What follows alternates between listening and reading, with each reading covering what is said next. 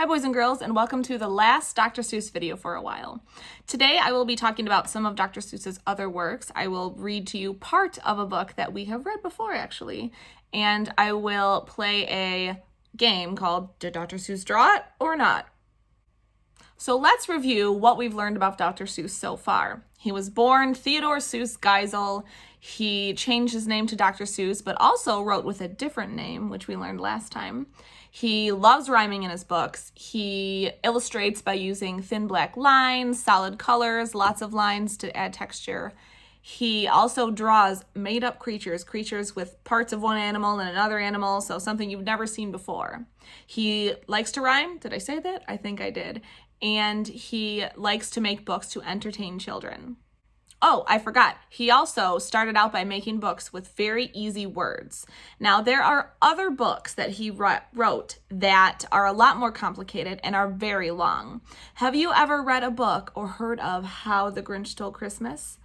That's by Dr. Seuss. Now, if you've ever read that book, it's very long. It has a lot of words on each page. So it's not one of those easy books like The Cat in the Hat. But one thing you can say about The Grinch is that that is definitely not a person. And the Who's in Whoville are not exactly people either. So there you go, Dr. Seuss making up characters that have never existed before. A lot of you might have heard of How the Grinch Stole Christmas, but have you ever heard of the story, Oh, the Places You Will Go? That's by Dr. Seuss. How about The Lorax?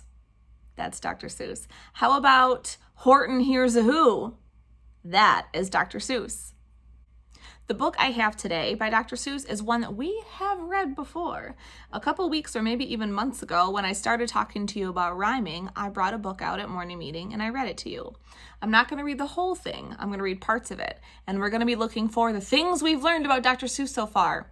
Rhyming, the illustrations that he makes, characters he's made up, things like that, all right?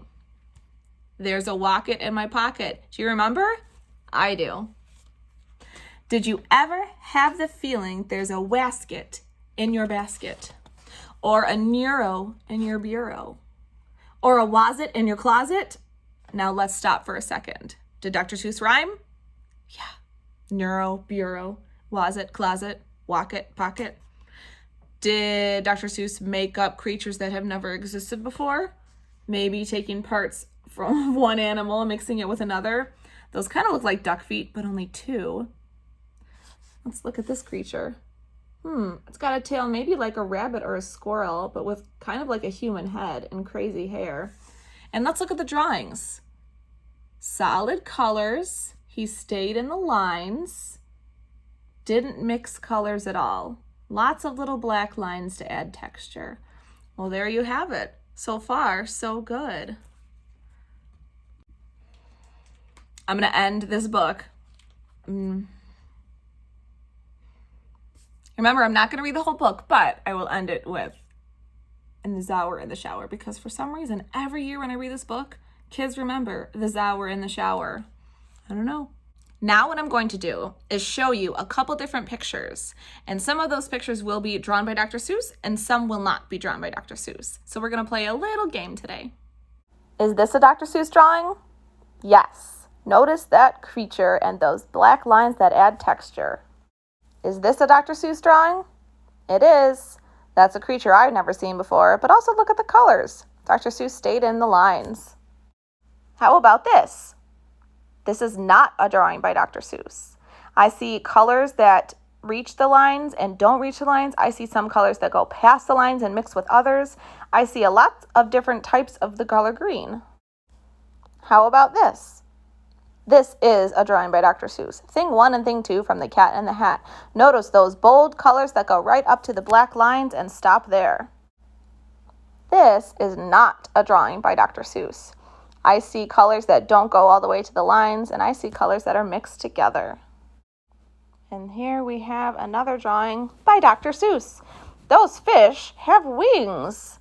That's mixing two different types of body parts together. How about this? I see a boy with an elephant trunk for a nose. That's definitely mixing two types of bodies together. But you also have to look at the colors. I see lots of mixing and not a lot of coloring in the lines. Thanks for playing with me, boys and girls. This is the last official Dr. Seuss video I will be making, but that's not meaning to say that it's the last Dr. Seuss book we will ever talk about. I'm sure there will be more as the year goes on.